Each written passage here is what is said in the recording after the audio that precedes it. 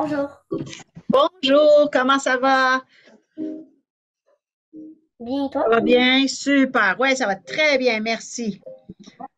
Parfait. Alors, je pense qu'il va en avoir peut-être quelques-uns qui sont un tout petit peu en retard, mais ça, c'est correct. On va commencer quand même.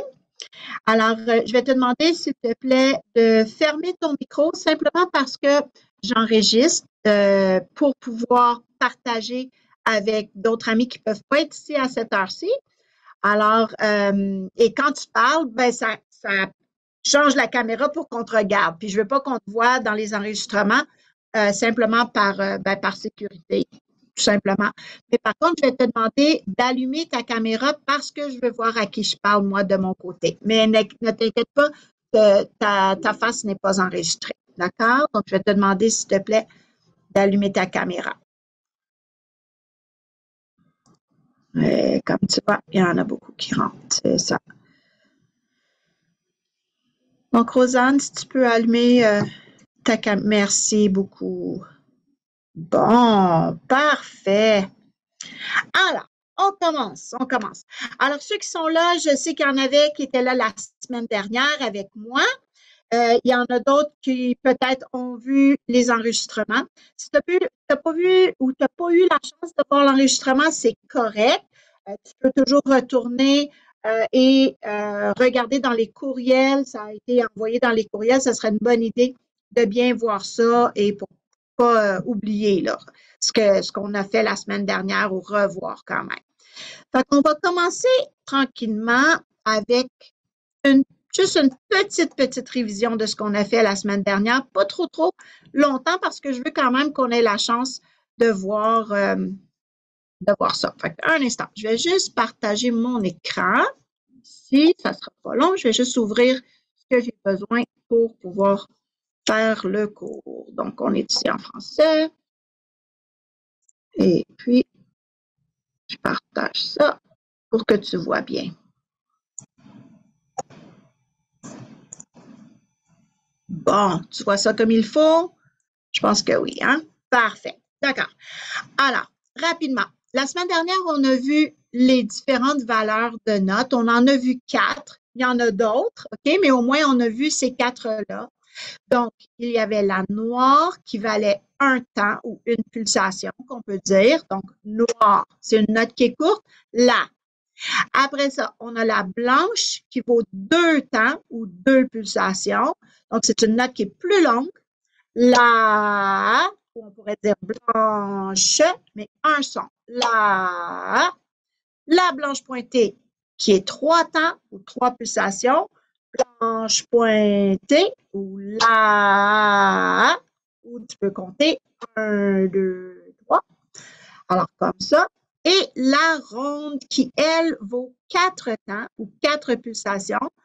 Donc, quand tu la joues, soit que tu dises dans ta tête ronde longue, tu peux compter jusqu'à 4, 1, 2, 3, 4, ou dans ta tête, faire peut-être comme 4 syllabes. La. Alors, ça, c'est tous des moyens qui sont bons de compter, pour compter. D'accord?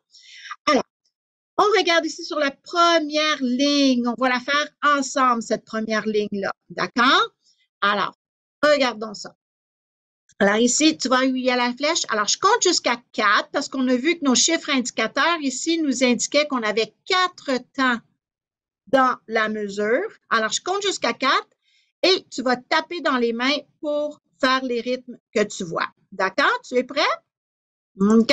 Alors, on y va. 1, 2, 3, 4.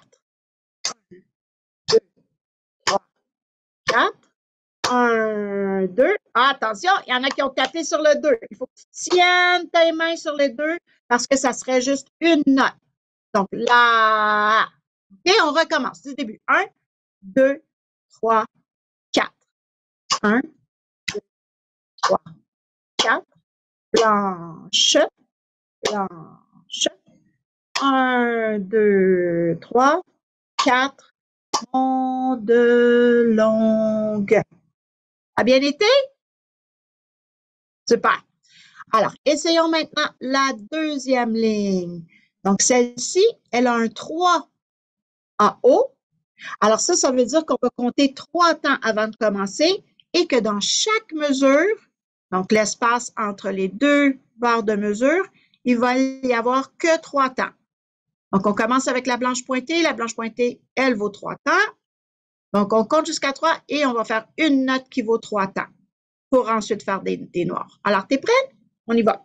1, 2, oups, on va juste laisser rentrer William. OK, alors, après 3. 1, 2, 3.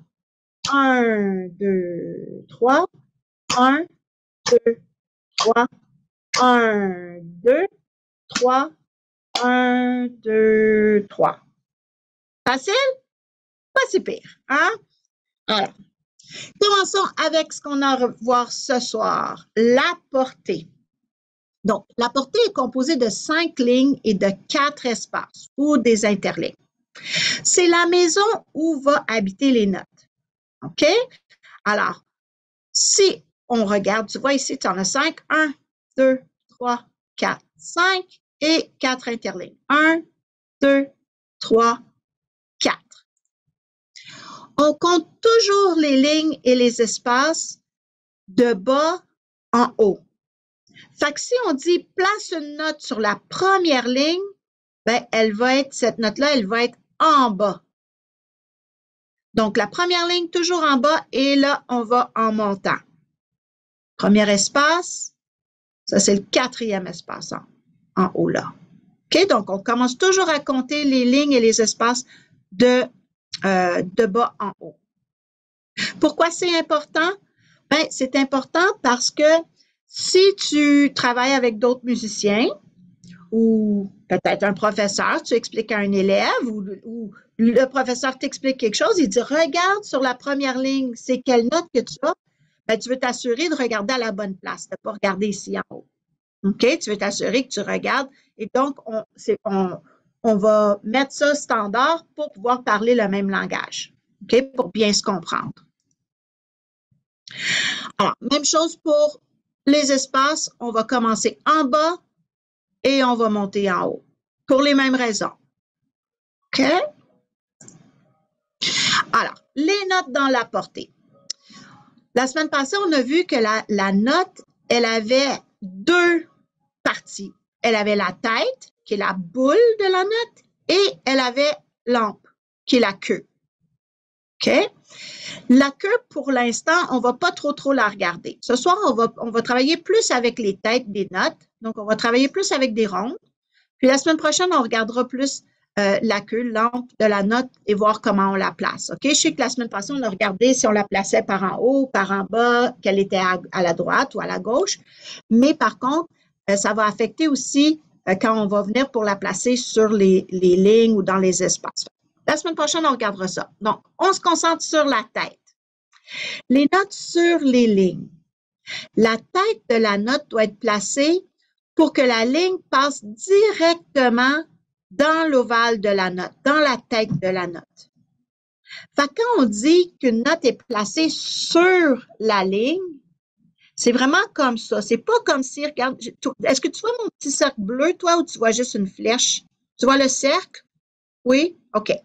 Alors, tu vois, ici, si je place mon cercle, ben, il est sur ma ligne, hein? Il est par-dessus ma ligne. Mais c'est pas vraiment comme ça qu'il faut voir ça. Il faudrait voir plus comme si tu regardes du haut. Tu sais, mettons, là, que tu aurais la portée, elle serait dessinée par terre et que là, tu regarderais du haut et je te dirais, place une note sur la ligne. Ben là, tu irais la placerais vraiment par-dessus la ligne. OK? Alors, c'est un peu comme ça qu'il faut que tu le vois. OK? Alors, on va placer les notes sur les lignes en assurant que la ligne passe en plein milieu de l'ovale de la tête de la note. La tête doit toucher uniquement à la ligne sur laquelle elle est placée. Fait que si tu vois ici, j'ai vraiment placé la note sur la ligne. Même chose ici.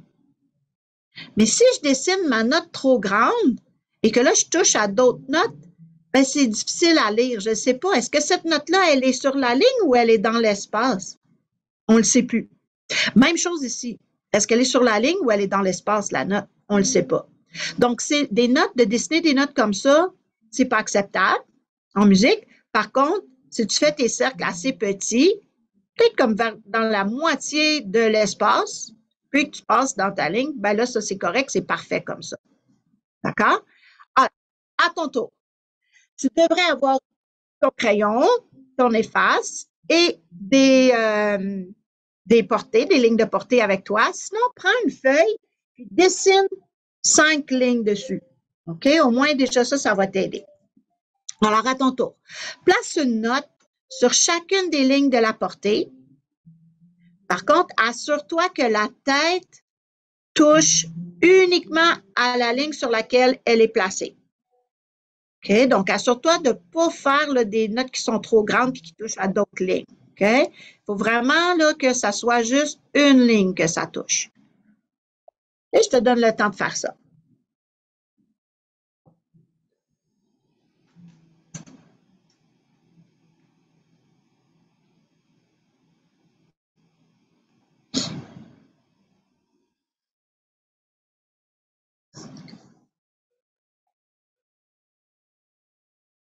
Ça va? OK. On continue. Toujours dans la portée, toujours avec la tête de la note, les notes dans les espaces. La tête de la note doit être placée entre deux lignes sans les dépasser. Alors, tu vois ici, j'ai placé ma note vraiment, elle touche à mes lignes de chaque côté, mais elle ne dépasse pas la ligne. Ça, c'est pour toutes mes notes dans les espaces. Donc, pour bien dessiner des notes dans les espaces, je m'assure de rester entre mes deux lignes sans dépasser. Mais je les touche, par exemple. Comme ça assure qu'elles sont assez grandes pour que je les vois. OK? Tu ne fais pas juste des petits points, là. Tu t'assures que ça touche. Mais il ne faut pas que ça dépasse parce que regarde ici, tu vois, même problème que tout à l'heure qu'on avait avec la note qui était sur la ligne. Ben, est-ce que c'est une note dans l'espace ou une note sur la ligne? On ne le sait pas. Parce qu'elle occupe trop de place. Même chose avec celle-là. Donc, à ton tour. Place une note dans chacun des espaces de la portée.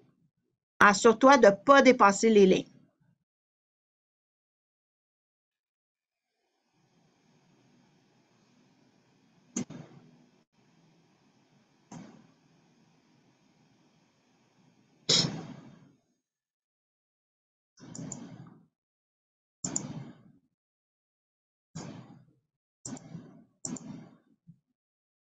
C'est beau? On continue. Alors, plus les notes sont hautes sur la portée, plus elles seront aiguës. Qu'est-ce que ça veut dire aigu déjà? Est-ce que tu te souviens? Ça veut dire que le son de la note va sonner vraiment haut. Fait que, par exemple, si je fais avec ma voix des sons qui vont en montant, écoute bien, je vais faire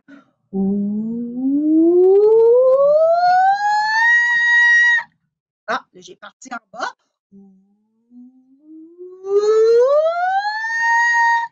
Puis j'ai monté en haut.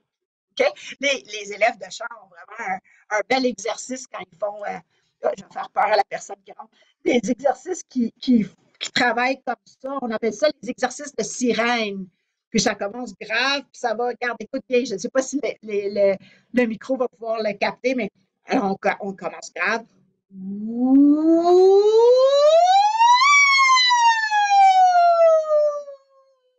Ça fait comme des sirènes. C'est exactement ça que je viens de faire. J'ai commencé en bas et j'ai monté en haut. OK?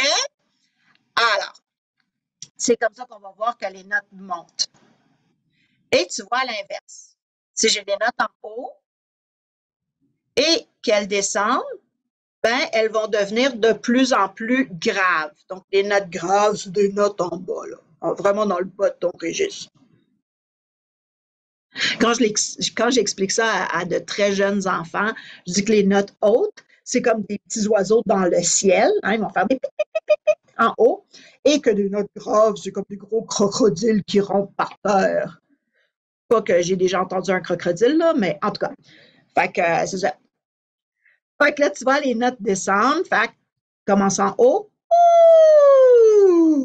et ça s'en va. Ici, il y a des choses que peut-être que tu as vues, peut-être que tu n'as pas encore vues. OK, mais ça va venir. Les lignes supplémentaires.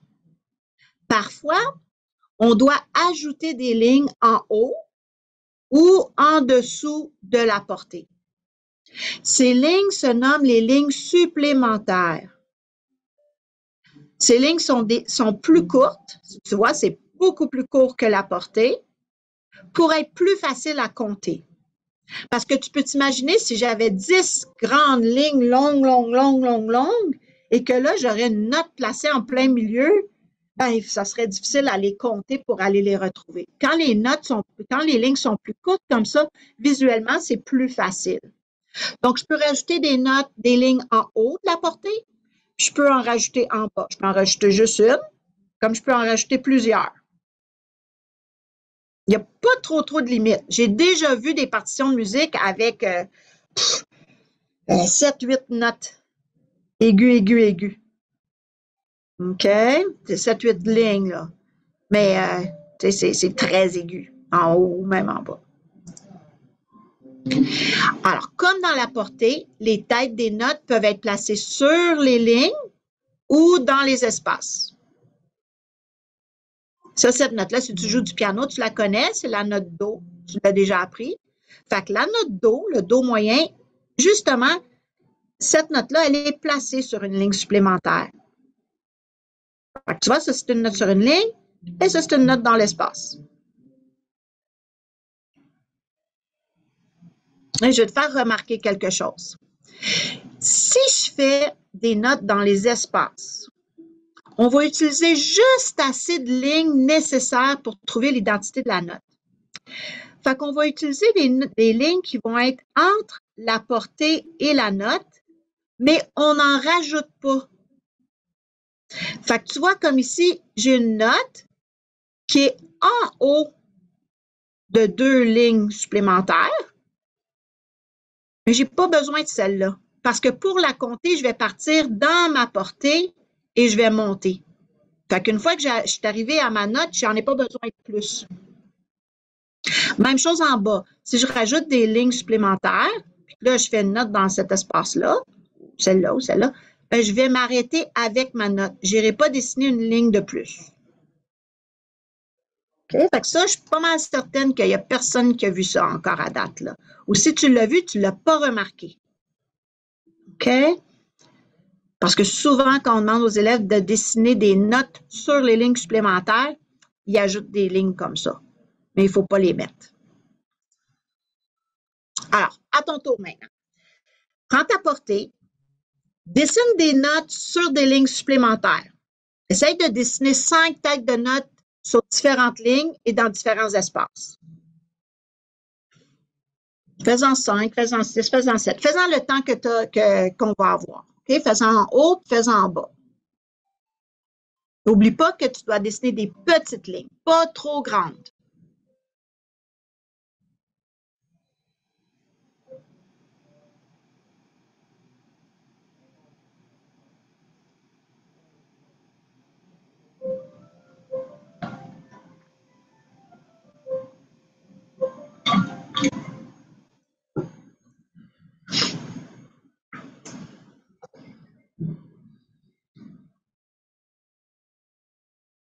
T'en as fait? Terminé?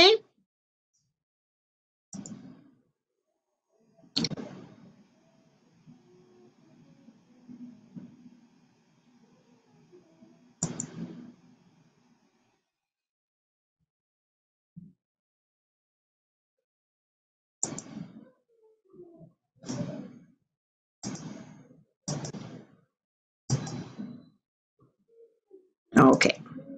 Donc, ça devrait ressembler à quelque chose comme ça. OK? Pas nécessairement ces mêmes notes-là, mais presque pareil. OK? Donc, des petites lignes. Une chose que je vais te faire remarquer, c'est que quand je dessine ma ligne et que je mets une tête de note dessus, la ligne, elle dépasse un petit peu de chaque côté. Parfois, il y a des amis qui vont faire... Oups, attends, je vais juste ramasser mon petit stylo. Attends, là. Fait que parfois, il y a des amis qui vont... attends, je vais prendre ça. Qui vont dessiner la ligne, comme ça. Et après ça, ils vont faire la note plus grande que la ligne. Ah, je cherche la caméra. Bon, ça, c'est pas bon. OK? Il faut que tu t'assures que ta ligne, elle dépasse de chaque côté pour que ça marche. Même chose si tu as mis une ligne et que là, tu mets ta note. Donc, ma ligne, elle est plus grande que ma note. Un peu, au moins. OK? Fait que fais attention à ça. Assure-toi à ça, que tu as bien fait ça comme ça. OK? Et assure-toi que si tu as fait des notes qui étaient dans les espaces, que tu n'as pas fait des lignes supplémentaires que tu n'as pas de besoin. Donc, tu n'as pas mis de ligne en haut de tes notes et tu n'as pas mis de ligne en dessous de tes notes en dessous. Assure-toi que tu n'as pas fait ça. Si tu en as mis en dessous et en dessous, ça ne marche pas. Il faut que tu l'enlèves. C'est beau? Tout est correct? Super. OK. On passe à d'autres choses. OK? Le nom des notes. Il y a 7 noms de notes. Peux-tu les nommer? C'est facile, je pense. Hein? On a Do, Ré, Mi, Fa, Sol, La et Si. Alors, ce que j'aimerais que tu fasses, sur ta feuille, OK, tu vas me dessiner 7 lignes comme ça. Tu peux même en mettre une 8e un petit peu différente en haut. Tu vas voir pourquoi. Alors, ce que j'aimerais que tu fasses, c'est que tu commences avec la note Do sur la ligne du bas et tu montes à partir de là. Donc, sur chaque ligne, tu marques le nom d'une note en montant. Fait que commence avec Do.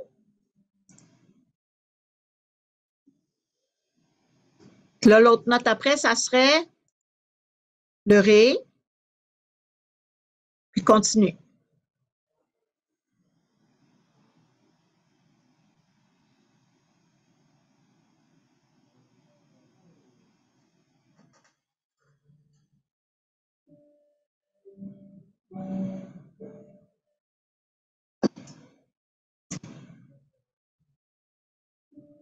Ça va? Alors, tu as Do, Ré, Mi, Fa, Sol, La, Si et un autre Do en haut. Je l'ai mis sur une ligne pointillée, mon Do, parce que en réalité, ce n'est pas une autre note. Ce n'est pas un autre nom de note, c'est le même nom avec lequel on a commencé. C'est une répétition de nom. Fait que ça va? Faisons l'inverse maintenant. OK? Fait que dessine encore tes 7 lignes, mais fais que celle en bas soit différente. Fait que 7 lignes plus une. 8 lignes en tout. Puis cette fois-ci, tu vas commencer, mais avec ton dos en haut.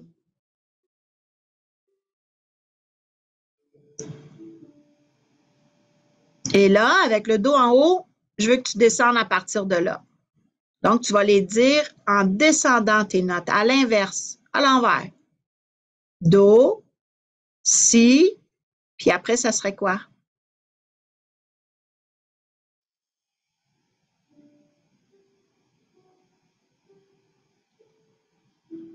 La. C'est ça, tu as raison. Ça serait un La après. Donc, continue. Fais-les toutes jusqu'en bas. Et dis-moi sur quelle note tu arrives en bas, là, sur la ligne pointillée quand tu arrives là.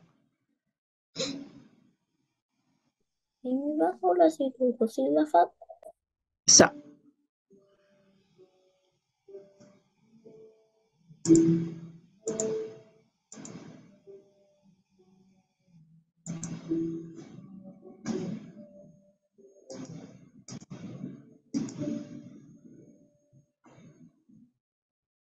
Kim, il faudra ouvrir la caméra. Ranim aussi, s'il te plaît. Comme tout le monde.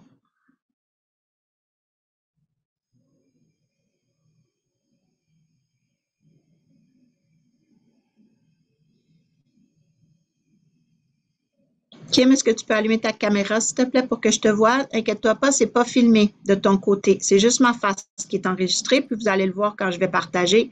Je ne mets pas les visages des enfants à la caméra. Mais pour moi, pour travailler, je veux voir avec qui je travaille. Merci.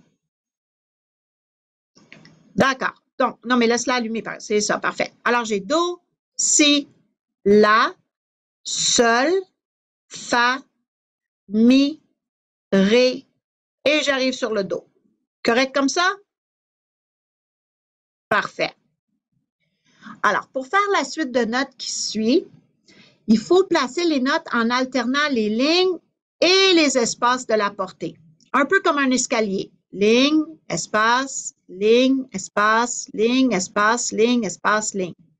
Quand je dessine mes notes comme ça, c'est parce que les notes vont suivre. Do, ré, mi, fa, sol, la, si. OK? Si les notes se suivent en montant et vont être, ça sera de plus en plus aigu. Ici, regarde, même chose. Ligne, espace, ligne, espace, ligne, espace, ligne, espace, comme un escalier qui descend. Donc, ici, les notes se suivent en descendant et seront de plus en plus graves.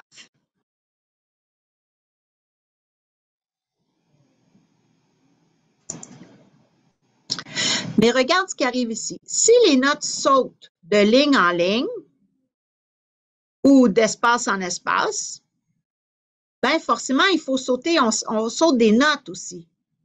Parce que techniquement, il y aurait une note ici entre cette note-là et celle-là. Fait que si je te dis que cette note-là, c'est un mi, ben mon fa, il serait ici entre les deux, dans l'espace. Fait que ça donnerait ma note sol. Fait que je passerais de mi à sol. Et si tu regardes ton petit diagramme que tu as fait, mi et sol, ça ne suit pas. Ça ne suit pas parce qu'il y a le fa entre. Et tu vois bien ici qu'il y a l'espace entre. Même chose ici. De cette note-là à celle-là, de ligne en ligne, ben, il y a un espace. Donc, ces deux notes-là ne se suivraient pas. On aurait le sol, le la qui n'est pas là, et le si. Donc, on ferait le sol et le si. Mais celles-ci se suivent. Donc, qu'est-ce qui vient plus haut que si? Regarde sur ton diagramme. Qu'est-ce qui vient plus haut que le si? C'est le do. Alors, de si à do, ça suit. Mais là, hop, espace en espace, ben là, on saute encore. De do, on s'en va à mi parce qu'il n'y a rien sur la ligne du ré. OK? Fait que c'est comme ça que ça fonctionne. Fait que si les notes ne se suivent pas, mais sont placées en montant, donc elles seront de plus en plus aiguës. Puis regarde ici, c'est exactement la même chose, mais là, les notes descendent. Fait que si je saute, ben là, je vais sauter dans ma suite de notes aussi.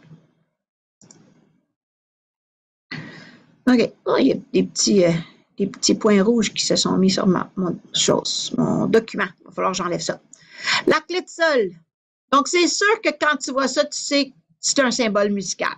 Tout le monde le reconnaît. Même les tout petits là, de 3 ans, je leur montre ça et ils me disent « Ah, ça, c'est la musique. » Alors, la clé de sol, la clé, tu peux l'écrire comme ça, comme tu peux l'écrire comme ça. C'est toi qui choisis. Les deux sont acceptables. OK? Donc, tu peux l'écrire comme ça ou comme ça. La clé de sol indique que les sons que nous allons jouer ou écrire seront des sons aigus. Fait que tout le temps, quand tu vois une clé de sol, c'est parce que les sons vont être aigus. Elle se place sur la deuxième ligne et indique la note sol. Alors, tu vois comment elle contourne la deuxième ligne ici? Eh bien, sur la deuxième ligne, tu as la note sol. Alors, si je te demande d'en dessiner, regarde bien, OK? Je vais te montrer quelque chose. Attends, je vais juste la faire comme ça. Je vais dessiner, tu vois, j'ai dessiné, mais attends, tu ne vois pas bien ici. J'ai dessiné mes 5 lignes. Je vais commencer sur ma deuxième ligne. OK? Et en commençant sur ma... Je ne sais pas si ça le fait à l'inverse. Peut-être, hein? En commençant sur ma... Non, c'est correct. En commençant sur ma deuxième ligne, je monte, je touche à la troisième et je fais le tour comme ça. Un peu comme un escargot.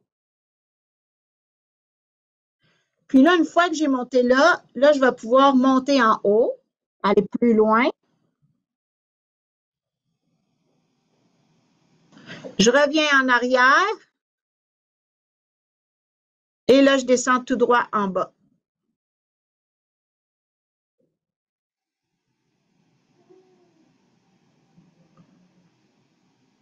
OK? Fait qu'encore une autre fois. Si je prends ma deuxième ligne, je fais comme un oreille dessus. Je monte jusqu'à la troisième ligne.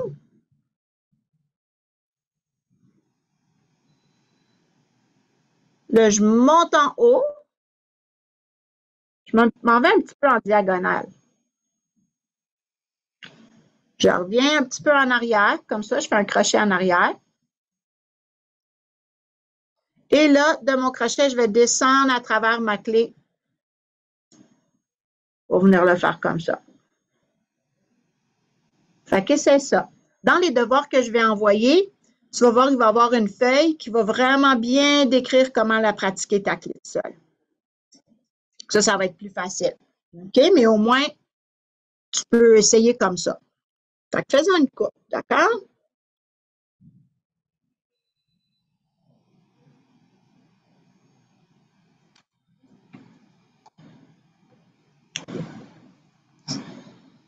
T'as réussi? Est-ce qu'elles sont belles? Ouais, montre-moi les dents, voir.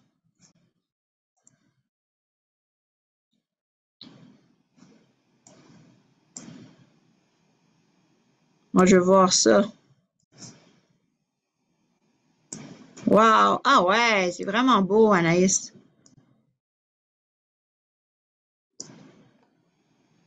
Ouais, c'est ça, Rosanne, tu l'as. Ouais. Ellie, c'est juste un petit peu trop petit. Il faudrait que ça soit plus grand. Ouais, c'est ça. Parfait, ça. Que... Très, très bien. Oui, c'est beau, je le vois. Parfait, c'est beau. Très bien.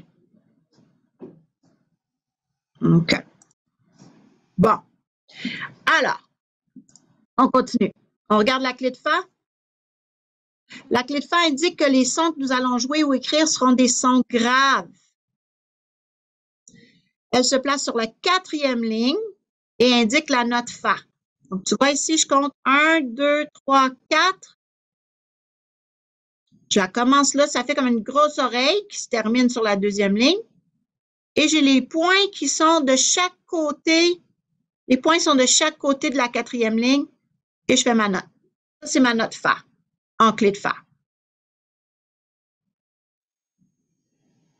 Fait qu'à ton tour, dessine-en des clés de Fa.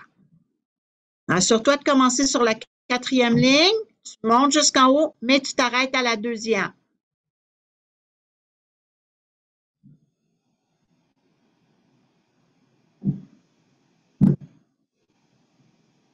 Elle est beaucoup plus facile à dessiner que la clé de sol. Beaucoup plus facile que la clé de sol.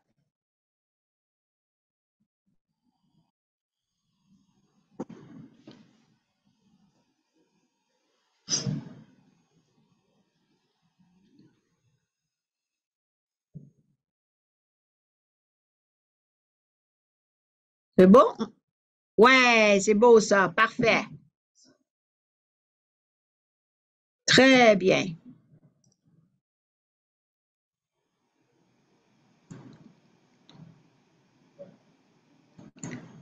C'est ça, c'est beau, Ranim. Il reste tout simplement à la mettre sur une portée.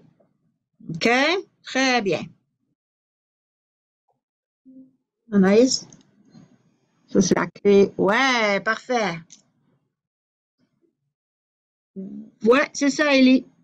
C'est ça. Bon, alors ça va. OK, il nous reste juste 2 minutes. OK, ça sera pas long. Puis après ça, on a terminé. Les clés, les portées et les instruments.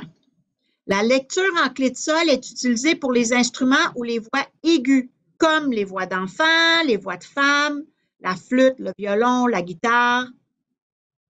Pense à ça. Est-ce que tu connais d'autres instruments qui font des sons aigus? La trompette. Quoi d'autre? Le piccolo. Le piccolo, c'est très aigu. Hailey?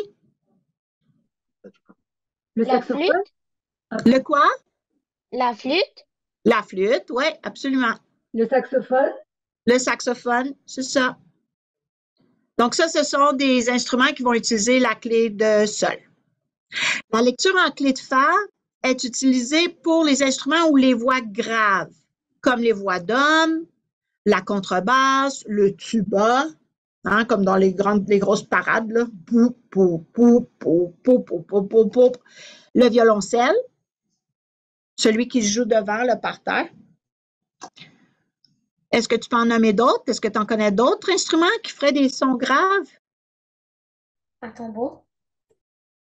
Le tambour n'utilise pas vraiment des clés. Oh, il y en a beaucoup.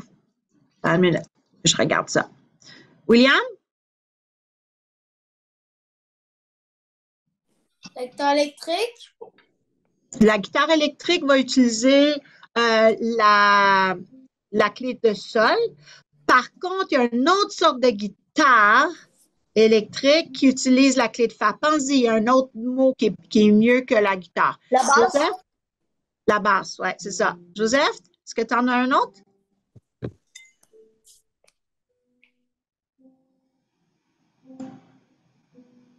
Je sais pas, ta main est levée. Alors, la basse électrique, hein, peut aussi, ça va utiliser la clé de fa. Par contre, le piano, l'orgue, le marimba, l'harpe, l'accordéon, tous ces instruments-là utilisent deux portées. Une portée de clé de sol et une portée de clé de fa. Et les deux portées sont reliées par une accolade. Alors, ces deux portées-là, quand reliées par l'accolade, forment la grande portée. Excuse-moi. Et la raison qu'on a une grande portée comme ça, eh bien, c'est parce que ces instruments-là ont un grand étendue de notes. Ils font des notes très graves, ils font des notes très aiguës, et une portée ne suffirait pas. On aurait trop de lignes supplémentaires, puis ça serait trop difficile à lire. Alors, c'est pour ça qu'on a deux portées. Excuse-moi. En piano, par exemple, en accordéon, la clé de sol, c'est pour la main droite parce que les sons aigus sont à la droite de toi quand tu es assis au piano. Et puis la main gauche, on la lirait en clé de fa parce que les sons graves sont à la gauche de toi. Donc, ça serait la main gauche. Et voilà. On a terminé notre cours pour aujourd'hui. Pas pire, hein? Ça a bien été. Ouais. J'espère que tu as appris quelque chose. Puis sinon, ben, j'espère que ça t'a aidé pour te rappeler des choses que peut-être que tu as déjà vues avec, avec ton professeur. Et ou peut-être, ben, c'est ça, c'est tout nouveau pour toi. Fait que tant mieux. Comme ça, quand tu vas arriver à ton cours, ben, ça va être plus facile. J'espère. Merci. Bye bye. OK? Merci, merci bye. à vous autres. Bye. Bye tout le monde.